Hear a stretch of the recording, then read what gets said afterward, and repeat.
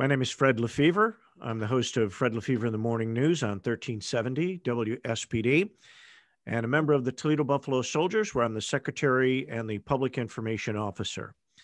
What we're about to do today here on the VProject Facebook, as well as on Facebook pages for the City of Toledo and the Lucas County Health Department, is present to you what we're calling a webinar to try and smash some of the myths that are out there about the COVID-19 vaccine.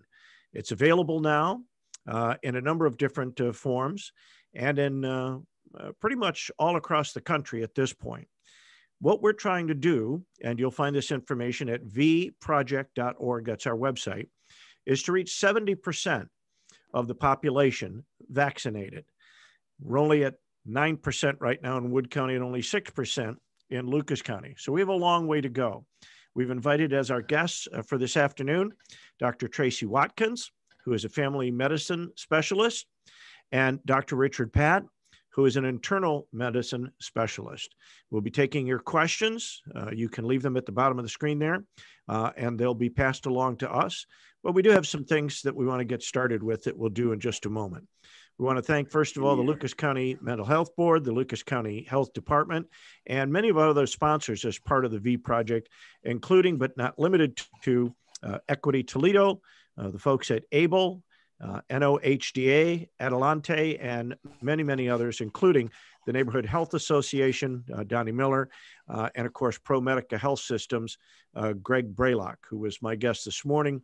And in fact, that conversation, if you'd like to hear it, is available at iHeartRadio.com as a podcast. Doctors, if you're ready, we can get started. Are we all set to go? Good to go. Excellent. Let's get started right away, because this is the number one question that I get in my email and on social media. And I know that you probably don't spend as much time on social media as I do. And that is whether or not the vaccine is safe. We went through a pretty quick system where testing and to market happens so much faster than with a normal vaccine or any normal medicines, that many people have questions about whether or not this is actually safe to get. Either one of you can answer that if you'd like. Okay.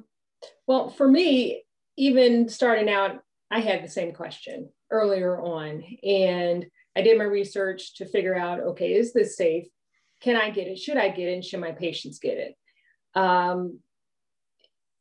It was done faster than we're used to because of the pandemic. They had all hands on deck, researchers across the world working on this, and the financial backing with the government was also, increased. So it was more than what we would normally do to push this along, but it was still, rigorous research that was done. They still went through all three phases of the studies that are required with the controlled studies. And so I believe that even though the pace was faster than what we're used to, it's still safe based on the research and what's been done. When they do those three steps, are you familiar enough with them to kind of share them with us so that people have an idea of what actually was done to get to this point? Yeah, so with the first phase, they start with a smaller population of people. Second phase, usually, we're looking in the hundreds of people. And then with the third phase, with the two vaccines that are available, there were anywhere between 30 and 40,000 people in each study, over 30 in the one and around 40 in the other. With diverse populations, I think Pfizer, I don't want to confuse the two, but was more of an international study. So diverse populations in both. So especially when some people say, well, I don't know if it's going to be safe for me, they studied it in a wide variety of people. Well, and some countries, and Dr. Paat, maybe you can answer this, some countries got their vaccines a little bit quicker than us, the UK, for instance, and a few other countries. What's the reason for that? Did they have a different system, a different form of getting to that point? Each country has their own FDA program, their series of vetting vaccines. And the United Kingdom had a lot of problems with COVID initially. Mm-hmm. And so they started pushing out initially AstraZeneca. And then there was a little pushback when they had one issue with that. So there are other vaccines in the pipeline. We only have Moderna and the Pfizer here that our FDA says has given emergency use approval, and hopefully Johnson & Johnson. But England decided to step out with AstraZeneca first. Now, one of the differences in each of the three, in Johnson & Johnson, if it gets okayed, one is a 2-shot system, one is a 1-shot, the others are 1-shot systems. And then you've got the efficacy, some are 50%, some are up to 90%. Let's talk about that a little bit. What is the biggest difference between the 1-shot and the 2-shot system? Well, the 1-shot, well, they're made in 2 different ways. The Moderna and the Pfizer are using mRNA technology, and Johnson & Johnson uses adenovirus technology. And the efficacy is different, just like what you said. With the Moderna and the Pfizer, you get 94, 95%. And with the Johnson & Johnson, you're at about 66%, which in vaccine world is still really good. It sounds like, hey, I want 95% versus 66, 67. But all of them do a great job of keeping patients out of the hospital, keeping them from becoming severely ill, on a ventilator, and dying. And that's ultimately what you're trying to do to decrease the deaths in the area. So, Dr. Watson, what Dr. Paat just said about keeping us out of the hospital, one of the things that people have a question about is, if it doesn't actually stop you from getting the virus, why would you bother getting the vaccine at all if you're going to get sick anyhow, just not as sick? Right. Well, so as it stands, 466,000 people have died so far from this disease. So the goal, number 1, 2, and 3, is to keep more people from dying. So you could have the virus, have it at and this is with or without the vaccine, and not have major symptoms, but still spread it to another person who's more susceptible and vulnerable and could die from it. So it's not just what is it going to do for me, but how can I help everyone else, the people in my community, my loved ones, other people who are around me. So even if you get the vaccine, it makes it so that you're less likely to be ill, but could you still, spread the virus? And if that's the case, then you're still potentially harming others around you. And right. Really that's what we're trying to do, is protect everyone. And that's why the 70% that we want to reach is so important. Right. Do doctors consider that when we get to that 70%, would we be at what many people for the first time are learning is herd immunity then? Yeah, I think 70% is probably the minimum amount you're looking for. Obviously, you can get higher. Some are saying 80, 85%, and the higher the better. Right. And we're at 9% and 6% right now. So we do need to change that. And this evening, what we're doing is trying to help people along to educate them about this. I want to go back to the safety aspect of it for just a minute, because as the shot is given, as the vaccine is given across the country, there are stories coming out about people with some really serious reactions to it. Can we, either of you, talk a little bit about that and what's been causing that? Again, I can tell you from my own experience. So I received my second shot. It will be 2 weeks on Thursday. Okay. And first shot, no problems at all, just a little soreness. You would expect that, any kind of soreness or pain at the site of injection. The second shot, I felt a little tired and a little achy around my neck and shoulders for a half a day, and was fine after that. Some people can have, fatigue, general muscle aches and pains, fevers, chills. But again, no one's died from the vaccine. A lot of people have died from the actual infection. Right. So the goal is really to, you may get some mild reactions, but nothing that it pales in comparison to what you could get from the actual infection. Would you agree with that, Dr. Paat? And have you received any of the vaccines yet? Yeah, I'm now 2.5 weeks out, and I echo the same thing as what Traci said. On the day after my vaccine, I had muscle aches. I felt a little bit warm. I actually started sweating. I had to change my t-shirt twice that night. took a little Tylenol, some chicken soup, stayed hydrated. Within 24 hours, I was fine. Doctors take chicken soup too?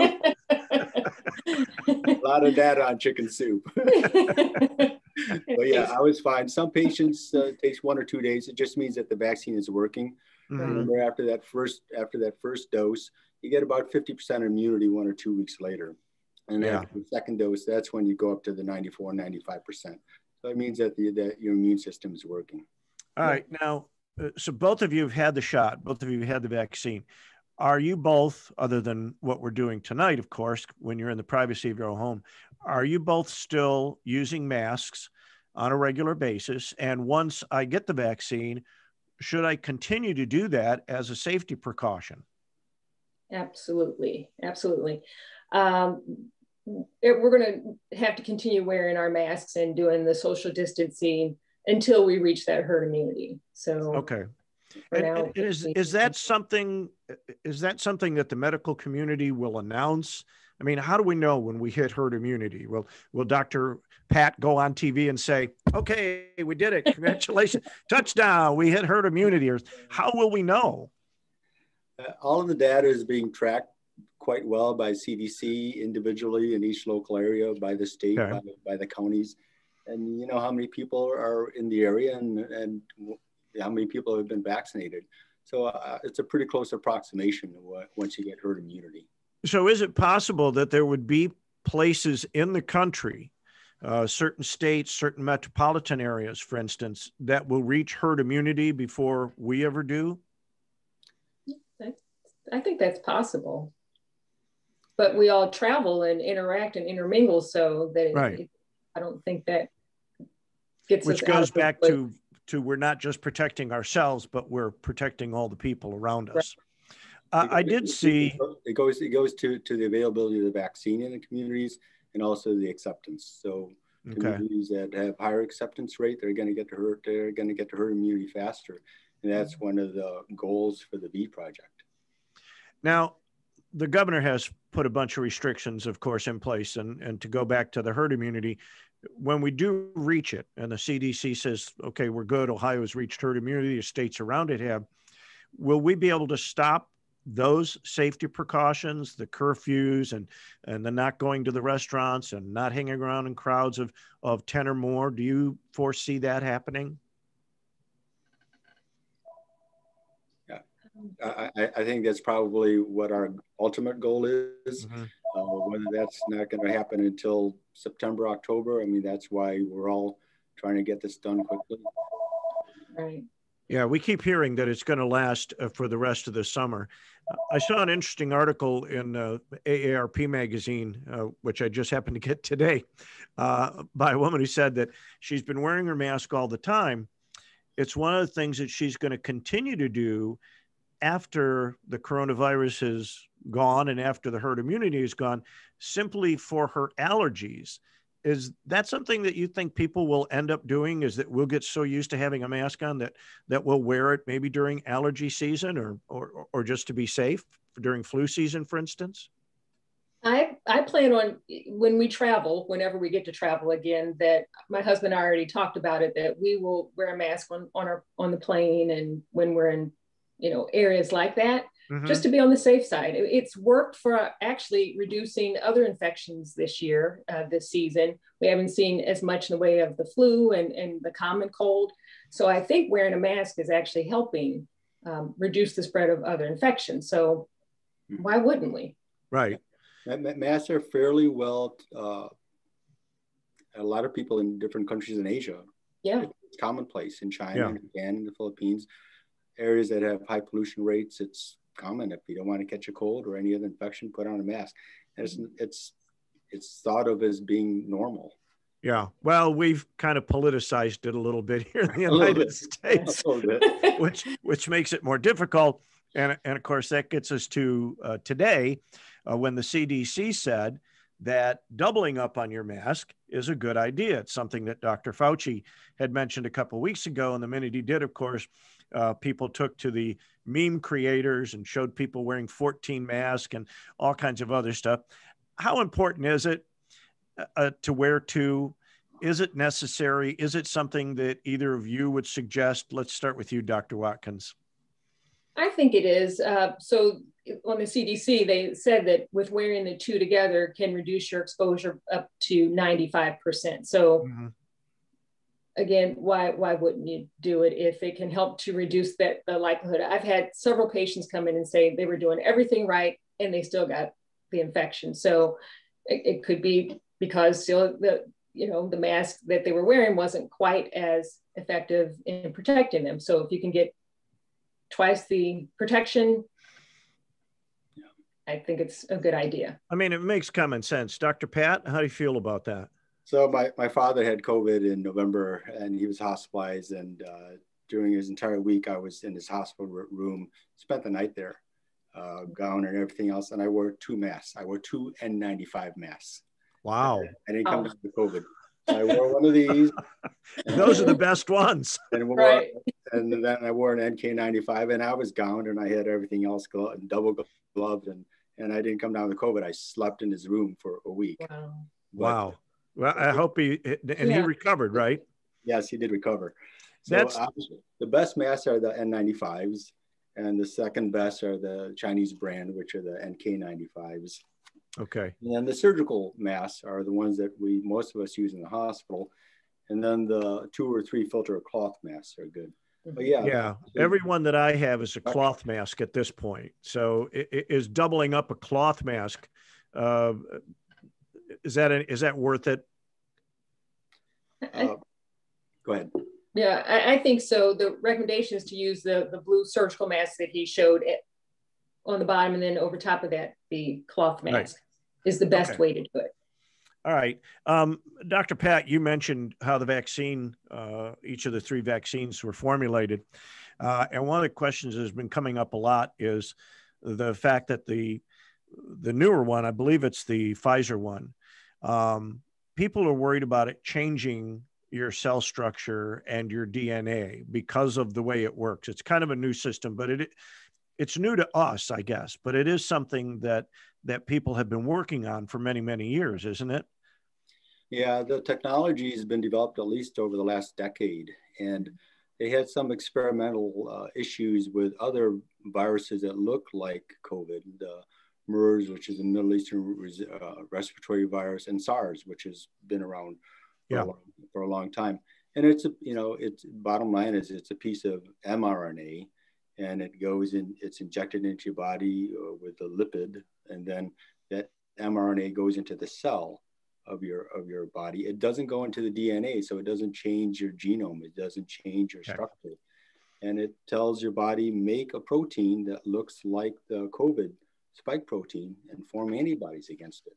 So when the COVID virus, when you inhale it, when you're exposed to it, your body has antibodies to fight it off.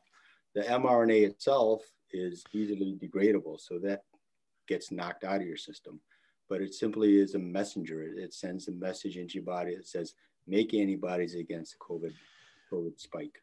Do you expect that now that they've fast-tracked it and they know how to use it better, do you expect that other vaccines will start to use that system?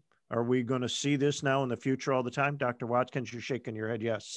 Definitely. It's easy to make. It can be done quickly. And that's why these 2 particular vaccines, I think, ended up coming out first, because you can just make it faster. So it's easy to do, it's easy to replicate, and to, make additional vaccines. So I definitely foresee. All right. We've been getting some questions in chat about when will people under the age of 65, especially those with underlying conditions, be able to get the vaccine. Somebody who wrote is 63, they have lung disease. Another person, a 71-year-old, has an underlying condition and is having a hell of a time getting an appointment. Rachel lets me know in chat that anyone with a severe lung disease and with hospitalization in the past year will be eligible actually starting February 15th, which is this coming Monday. Now, Dr. Paat, you mentioned that your father had it and was in the hospital already. And that gets me to my next question and the next myth. If I've already had COVID, do I need to get the vaccine at all? Should I bother even getting it?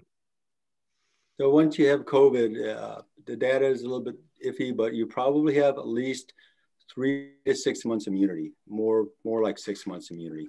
Okay. But that immunity eventually fades away. You have a longer immunity when you get the double dose vaccine. So the CDC guidelines are, even if you had COVID, that you would benefit from getting the vaccine. And if you had it, has your father gotten the shot yet? How soon can you get the vaccine after having COVID? So he had the first vaccine, and then he'll be getting a second one. Him and my mom will be getting a second one at St. Vincent's. Be taking him out there at 9:30 in the morning. And, okay. So if it's a little bit, there's always some issues with that. But typically, you should wait about 3 months, especially if you've had the convalescent antibody, or if you had the monoclonal antibody to help fight off COVID, if you were sick enough that you needed to get those IV infusions. Okay. About 3 months. But at the very least, you shouldn't get the vaccine until you've completed all of your symptoms. You should be symptom-free from your COVID infection. And now, Dr. Watkins, are you working with the people who are doing the vaccines here in the county at all? And when can we expect to see, I guess, a bigger rollout than what we're seeing right now? Do you know? No, I don't. I'm not working directly with the actual vaccine, rollout. So not really sure. I always tell patients to listen to what the governor says each week to know what the next step is going to be. And as far as getting the vaccine after having infection, I agree with what Dr. Paat said, especially with if you've received any of those treatments. But so long as you are symptom-free or out of quarantine, you don't have to wait 90 days if you haven't received any of those treatments. All right. There are always side effects anytime you get a vaccination. And Dr. Watkins, you talked about some of the ones you had, and they were relatively mild. Should people be worried? Because that's the other thing there's a big question about.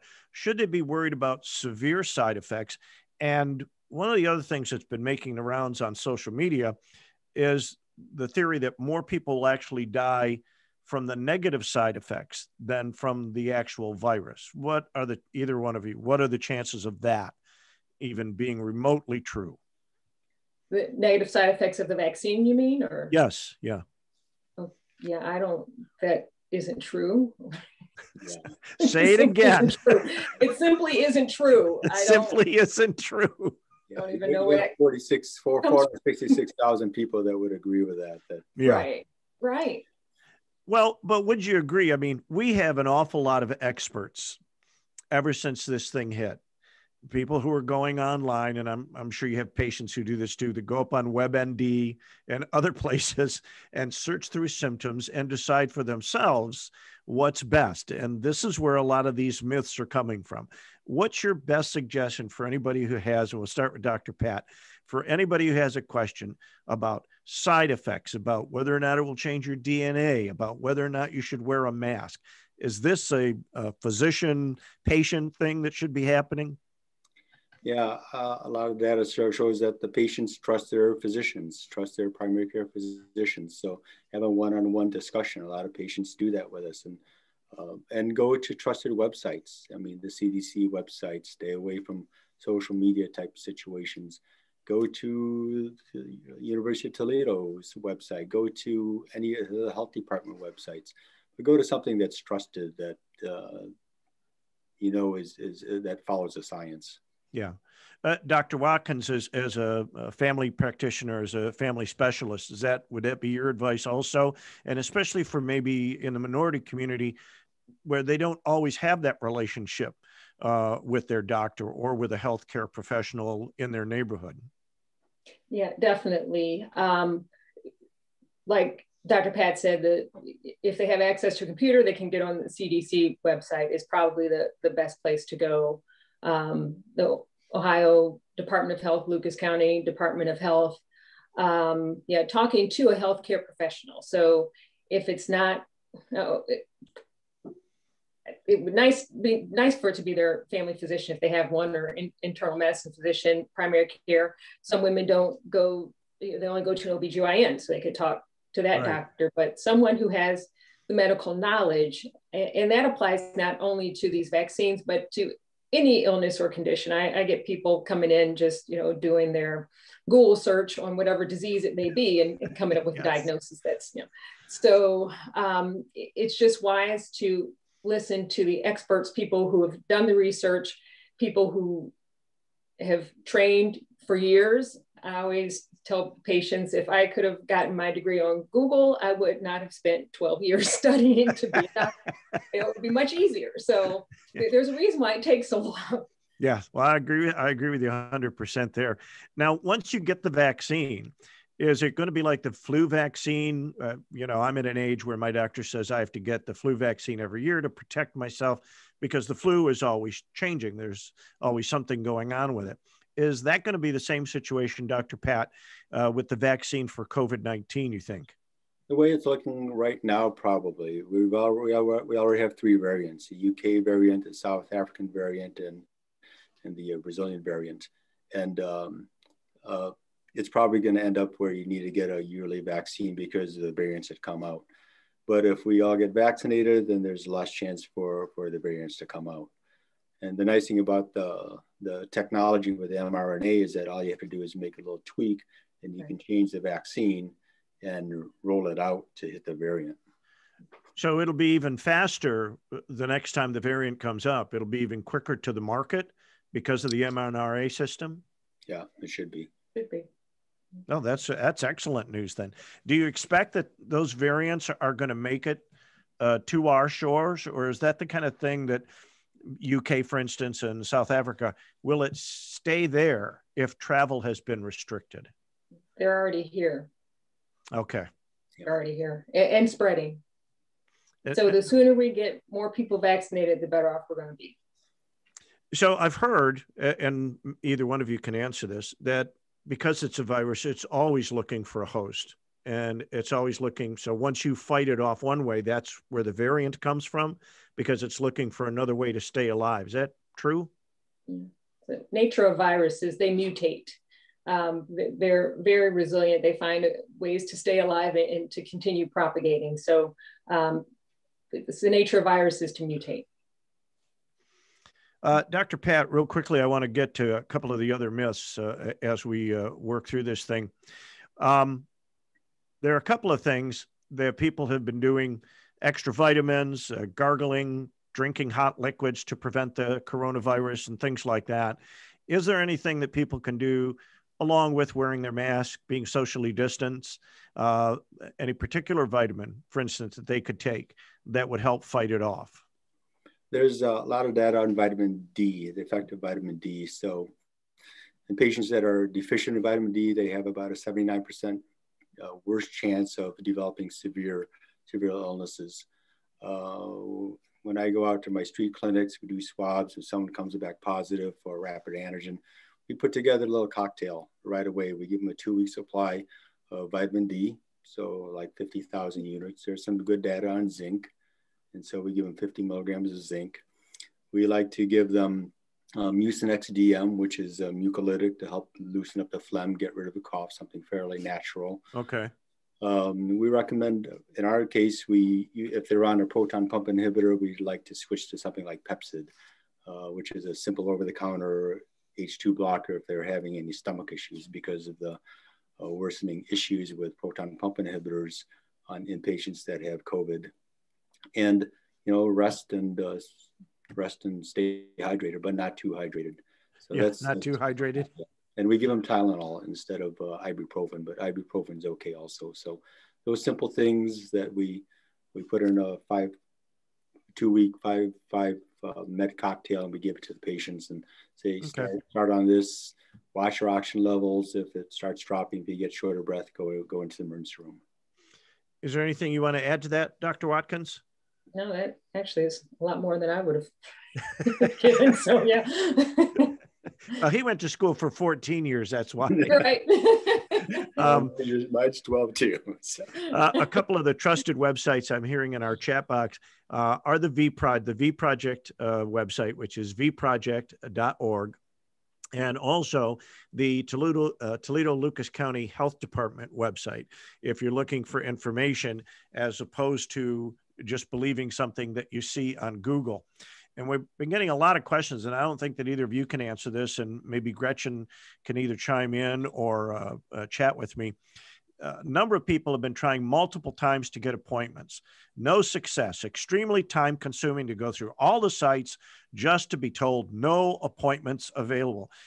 Do you have suggestions for those people, Gretchen? What's the easiest way? Should we just stick with one site and not hop around and just continue on that one?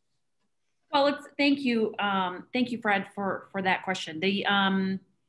People are unfortunately for the coming few weeks are probably going to be frustrated, and that is not really because of the scheduling or how to schedule or the website to use, but it very simply is because of the scarcity of vaccine.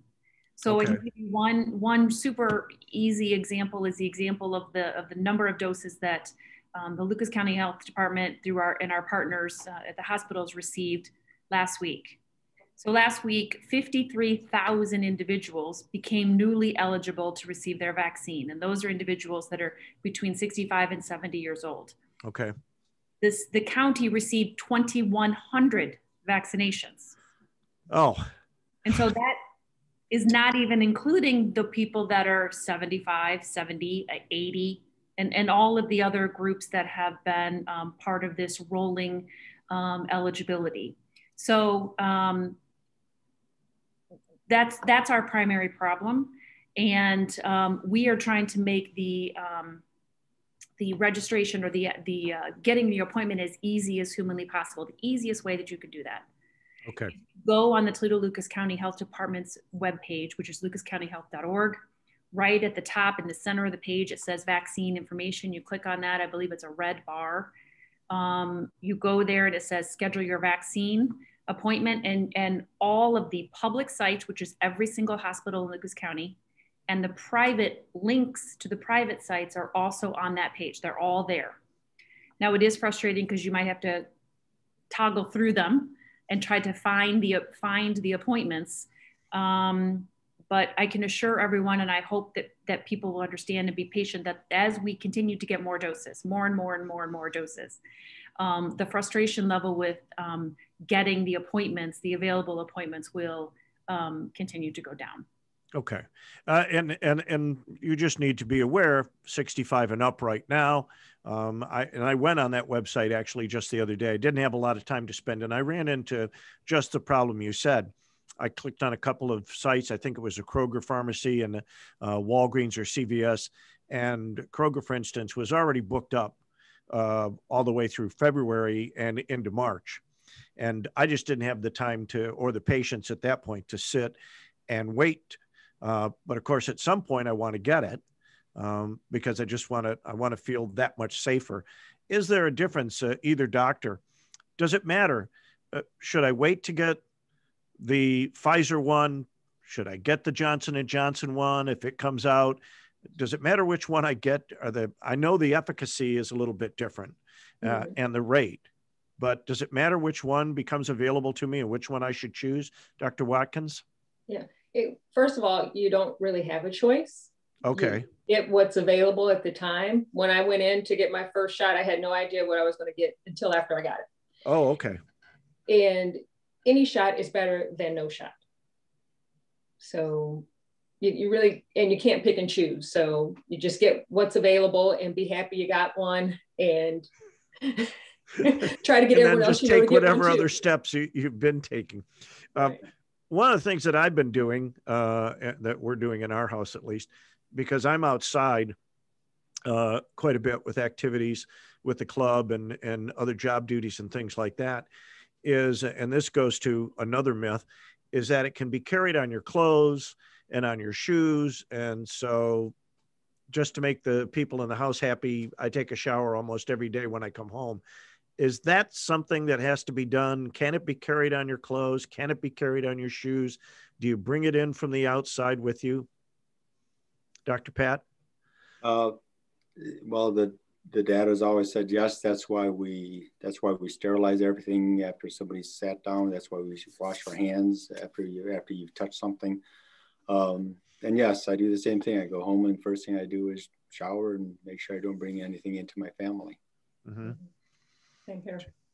Same thing. So you just wash your clothes every day. Just take your clothes off and throw them someplace so they don't mingle, I guess, with everybody else, right? I've resorted to wearing scrubs every day. I'm one that enjoys fashion, and I'm not doing that right now, but I'm wearing scrubs every day. I actually change at work, put on sweats, bring my clothes home. I have a hamper in the garage. So before I come in the house, I just dump those in there and then collect them, wash them later. All right, that makes sense. Other people have been asking about the flu shots and the shots that particularly older people get flu and pneumonia shots. Do those help at all against the COVID? Should I feel a little bit safer once I have those? The flu and COVID are the same symptoms. And obviously, if you have pneumonia, COVID is a pulmonary issue. So yeah, if you get those vaccines, then it helps to protect you from flu and pneumonia, in which case the bacterial causes the pneumonia, but you can still always get COVID on top of it. Mm-hmm. But obviously it's better if you have a healthy set of lungs to begin with, in case you get COVID, and we know we're not fighting influenza and COVID at the same time. Yeah. Has it been suggested that people, stop smoking, at least for the time being, if they can, or cut back on that to make their lungs a little bit healthier at this point? Well, again, you should stop smoking regardless. Well, I know that. It's bad for a lot of things, but definitely it can help. Weight loss can help as well. Being morbidly obese is a risk factor for complications from when you have COVID. So those two things, if you lose weight and stop smoking, can help. Other than the myths that we've talked about, is there any difference in how any of the vaccines will affect African Americans or Latinos or Caucasians because of other health problems that they might have? Dr. Paat? Yeah, it'll do a better job of saving everybody's life. We know that COVID is non-judgmental. They'll attack anybody. Mm-hmm. But the reality is that COVID, if you are Black or Latino, you have a 3-time higher chance of getting COVID and a 2-time higher chance of dying because of all the other social determinants that come into play.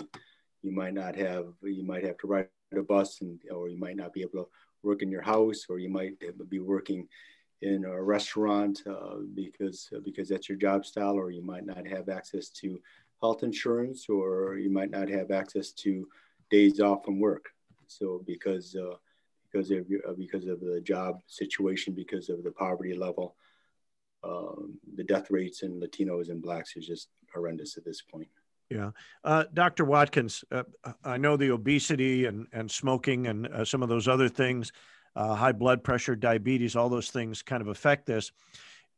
Will they affect how well the vaccine works? If I am, morbidly obese, is that going to affect whether or not the vaccine works on me? Do I need a stronger dose or more shots of it or anything? No. Having those illnesses won't affect how it works. And again, for the people who have those illnesses, they're the ones who really should get the vaccine as soon as they can, as soon as it's available for their particular age group and class. Mm-hmm. The only thing that can affect how well the vaccine works is if you have issues with your immune response, because the vaccine needs to have your immune system working effectively for you to get a good number of antibody development. But even if you have those issues, still doesn't mean that you don't get the vaccine. You still need it just as much as everyone else. Right. Are there steps, Dr. Paat, are there steps that should be taken or can be taken? For instance, you said your father already got the vaccine. I haven't gotten a dose yet. I'm scheduled, so I'm available. Is there something that I should be doing before I go to get it? Are there steps to take? Dr. Watkins mentioned my immune system or people's immune system. Is there something I should watch for before I go to get it? No, it's following the basics, making sure you have the mask on, making sure you social distance, making sure that you frequently wash your hands. I mean, trying to avoid the vaccine as much as possible, avoiding crowds, situations, large parties. I mean, trying to avoid from coming down with COVID before you get the vaccine is about the only thing you can do. And also what you talked about, maintaining healthy lifestyles. So quit smoking, cutting down on weight loss, making sure your pressures and your sugars are controlled. So that's the best thing you can do. All right. Yeah. And I think a lot of people think there might be some steps they have to take once you get the vaccine. And how long before you would know, for instance, well, Dr. Watkins, how long before you actually had the symptoms where you had a sore arm and everything? Do you wait in the doctor's office to see if anything is going to happen, or do you just go right home and then if something happens, you call the doctor? So it's routine that all people wait at least 15 minutes to be observed immediately after you receive the vaccine, just to make sure you don't have any issues. For some people who are at a higher risk, who may have a history of other vaccine allergies, they may have to wait 30 minutes. Okay. And then after that, you're pretty much clear, and the little soreness in your arm. And then on the second one, maybe a little bit worse than that. Yes. And it varies from person to person. Some people will feel worse. Some people feel nothing at all. But it's not a live virus, so it won't give you the COVID infection. And if you do feel bad, like Dr. Paat said, it's just a sign that your immune system is working. It's actually your immune system that causes the fever and the chills. So it's actually a good thing if you do. Don't worry if you don't feel much, it's still working, but every person's response is going to be different. So there is, let me understand this correctly, because I think this is how it works. There is a little bit, at least like in the flu shot, chicken pox, things like that. There's a little bit of that in the shot that you get, right? Is it like that with the COVID vaccine? Is there a little bit of the COVID vaccine in there to see whether or not something's going to happen? Dr. Paat? No, there's no live component or viral component. It's a messenger RNA that's going in, and it triggers your cell to form proteins. We're not injecting anything else. There's some filler in the shot, a little bit of fat, a little bit of salt. That's about it, though. Is it like that for other vaccines also, or do you see it being like that in the future once we go to the mRNA? So these are the mRNAs. The Johnson & Johnson is going to use an adenovirus as their vehicle to come into the human body. But it's not like the flu vaccines where it's grown in chicken eggs and chicken embryos. There's no component like that. Okay. All right. Is there any hope, and I don't know if you've heard this or not, that we'll be getting more of the vaccine soon? Obviously they've been ramped up getting it done and the manufacturing of it. Can either of you answer a question about why there's been such a holdup from it getting from those factories and from those medical facilities out to the general public? It's governments do. It's because the government is involved, right? Yes and no. Yeah. Well, because they're going to be involved in getting it to us also. So that's the good part. And we do. I mean, the population is absolutely enormous, so it is going to take a while. Yeah. So it's getting it to us, and then actually getting the vaccine in people's arms. And I think the other issue is that the staffing and the bodies available to actually have those big areas in an arena somewhere to have mass vaccination. Just you need people too, and money. And I think those are the other two issues. All right. Someone wants to know in the chat, and either of you can answer this. My assessment, and I don't know where their assessment is coming from, reflects that there are more non-Blacks affected and dying from the virus. So where is the data coming from showing that more African Americans are dying than any other race? Either one of you? Yeah, that data is prevalent all through. You just turn on any journal, just Google anything, death rates for Latinos and Blacks compared to Caucasians. It's staggering. And on a personal level, I'll ask patients, do you know anybody that's died from COVID? Mm-hmm. And I'm practicing out here in suburban Maumee, and typically most of my patients will say maybe one or two, but my Black patients will tell me 7 or 8. Mm-hmm. Okay. Well, and it's a percentage, right? Correct. I mean, you have 450,000 deaths, yeah. but the percentage of those deaths that are African American or Latino is higher than the white percentage, correct? Correct. Yeah, they may be looking at the raw numbers, but if you look at the percent of the population that African Americans make in this country, and then the percent of how many are dying, it's a relatively a greater number. Okay. The other part of that question is, are there any side effects if someone has been vaccinated for the flu and pneumonia and then get the coronavirus vaccine? Dr. Paat? There's no side effects, but there's a recommendation that you should hold off on getting any vaccine 2 weeks before you get the COVID vaccine and 2 weeks after. 2 weeks before and 2 weeks after. Dr. Watkins, you agree with that? Correct, 14 days. Yeah. 14 days? All right. Because I'm supposed to see my doctor again for my flu shot. So if I hold off, if I know that I've got my vaccination scheduled for COVID, if I just wait 14 days, I should be okay. What's the reason for that? Is there something that would happen if you have two of them within a 7-day period or closer together? It's just for safety purposes. If you have a reaction to something, you don't want to know. You don't want to know whether it's a leftover reaction from the other vaccine or whether you're having a reaction to the COVID vaccine. Okay. And it also gives your body, remember, it takes about 1 or 2 weeks to develop immunity after you develop the vaccine. So you want to give your body enough chance to get immune to flu or pneumonia before you re-challenge it with another vaccine. Okay. Yeah. All right. I think taking extra precautions too, just because it's a new vaccine, just to be the extra precautions. Okay. One of the things that we've all gotten used to, of course, and Dr. Paat mentioned this, is washing our hands a lot, getting rid of our clothes, taking showers, things like that.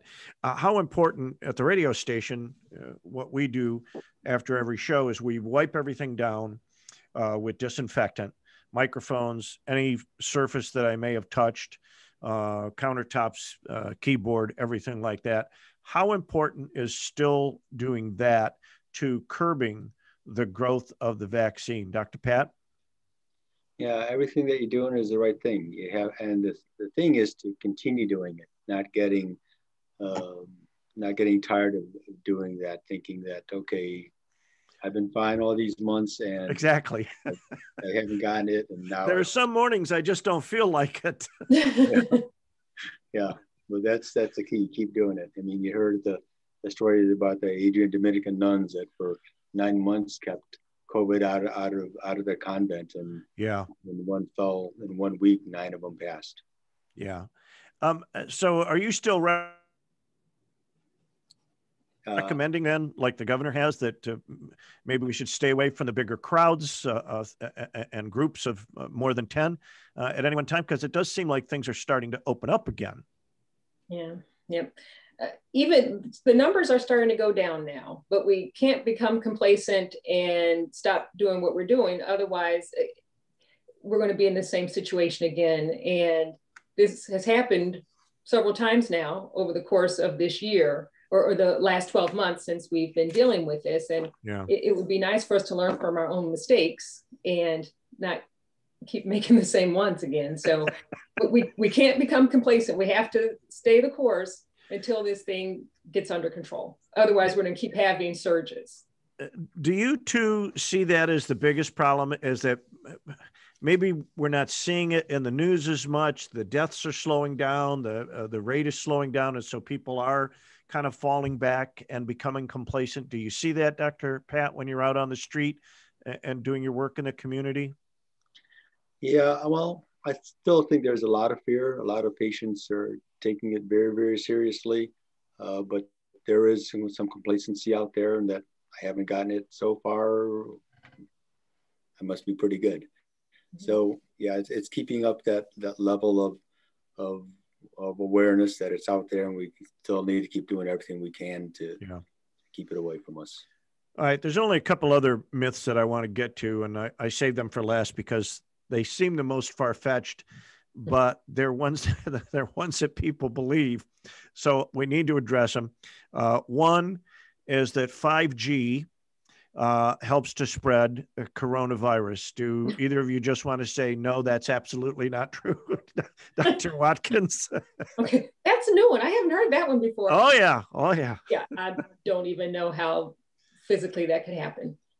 Well, yeah, supposedly it travels on the radio waves when you sneeze, and it follows the 5G signal and it goes right through your phone, I guess. I'm not sure how it works. Well, then we all should stop using our cell phones. I mean, that's probably a good idea. It's spread directly from person to person. Exactly. That's why we have to wear masks and keep our distance. The other one is that getting the vaccine will, if you're a woman, keep you from getting pregnant, and if you're a man, make you infertile. Is that, Dr. Paat, you want to tackle that one? Yeah, there's been the American College of OBGYN. I haven't seen any studies from the American College of Urology, but in terms of fertilization and being pregnant, and there's no problems that we feel with getting the COVID vaccine. Again, it's better to get the vaccine than coming down with COVID and becoming pregnant, because you have much higher risk of having complications. One of the things that I hear actually on a pretty regular basis from people who call the show is, I'm not worried about getting it. I'm healthy. I work out. I run marathons. I'm a vegan. I'm very, very healthy. My immunity is better than anybody I know, so I'm not going to worry about it. I'll take my chances. Is that a good history to go by, Dr. Watkins? None whatsoever.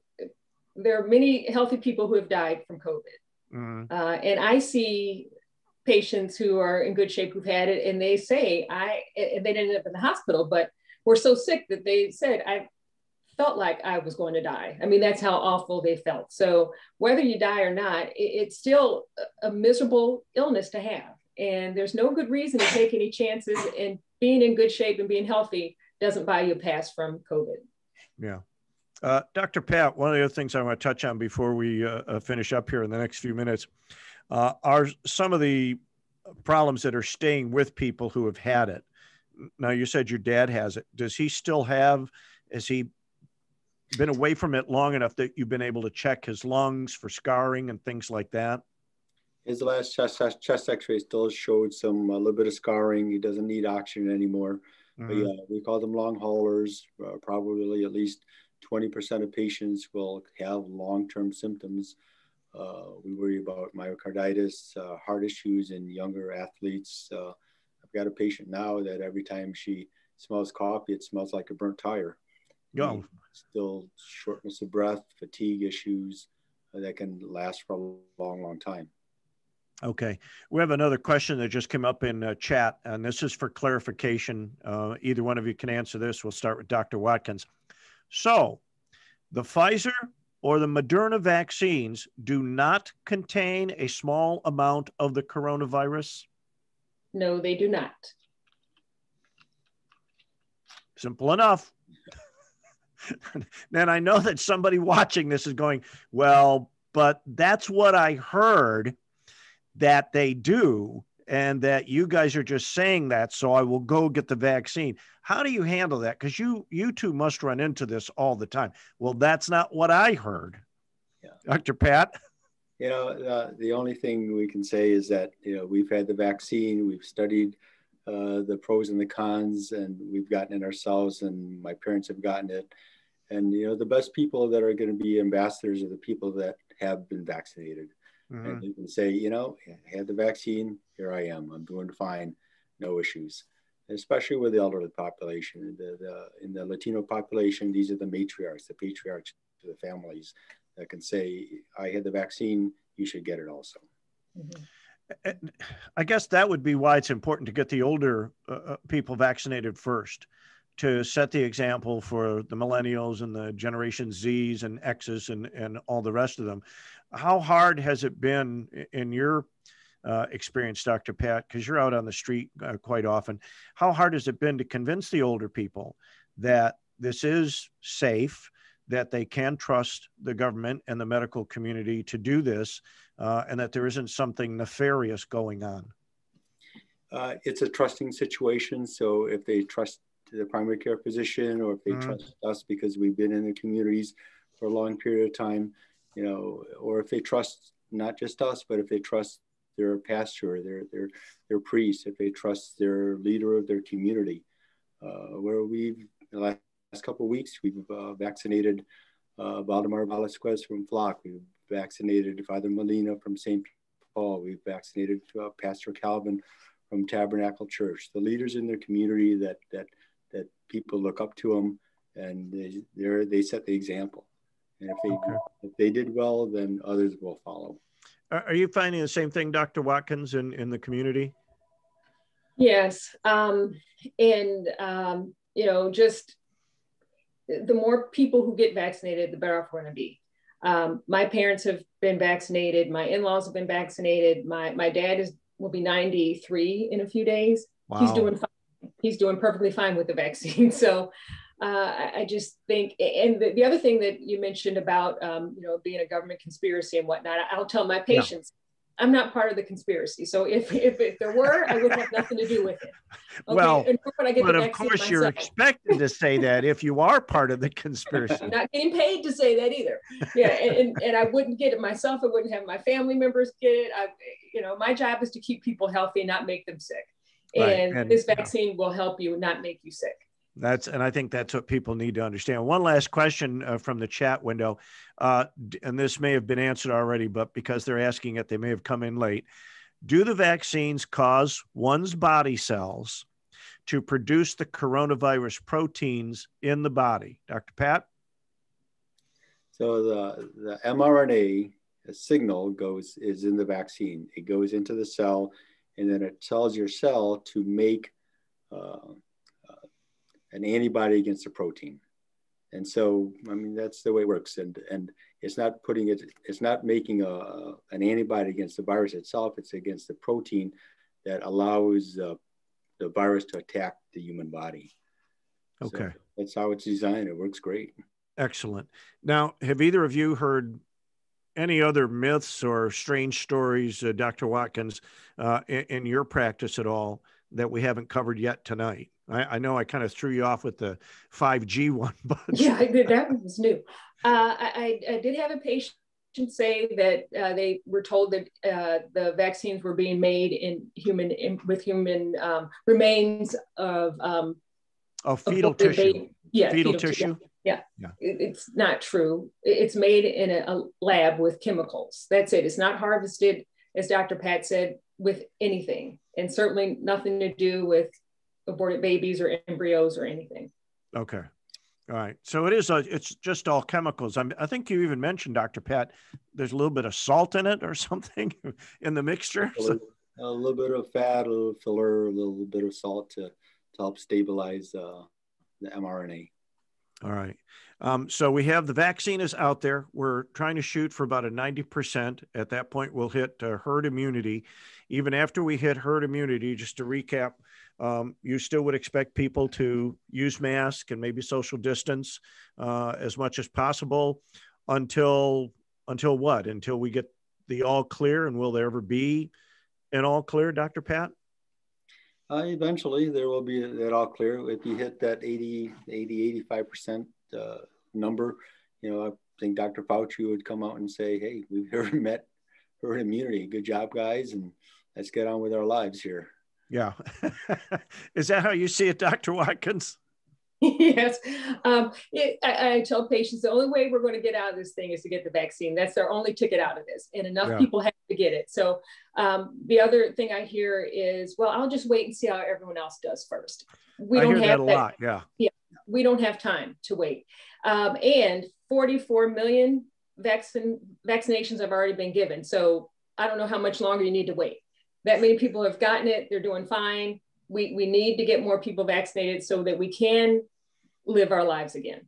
All right. And of course, as you heard at the very beginning of this, it is a little trying on your patients to sign up to get the vaccination. But if you go to the Toledo Lucas County website, Or if you go to VProject.org, there are links there. You can find us on Facebook, on Instagram. You can watch the YouTube videos. And if you go to the Toledo-Lucas County Health Department website, you can actually schedule yourself. It may take you a little bit of time, but you can actually schedule yourself for the vaccine. The idea is to get as many people as possible, as quickly as possible, into it. You can also call 211 or the area office on aging, and they can help you out, especially if you're a senior citizen and you just don't have the time, you don't have a computer in your home, and those things just boggle the brain. I get it. 211 or the area office on aging. Dr. Watkins, Dr. Paat, thank you very much for this evening. I appreciate it. Thanks to Gretchen DeBacker from the city of Toledo, the Toledo-Lucas County Health Department, and all of the members of the VProject. Be sure to visit the website, VProject.org. They're also on Facebook. They've been doing these webinars on a pretty regular basis. So if you didn't see all of this one, you'll be able to see it on YouTube, and you'll be able to see the previous ones on YouTube also. Thank you very much. Get vaccinated as soon as you can. Wear your mask, wash your hands, social distance. Good night, everybody. Good night. Good night.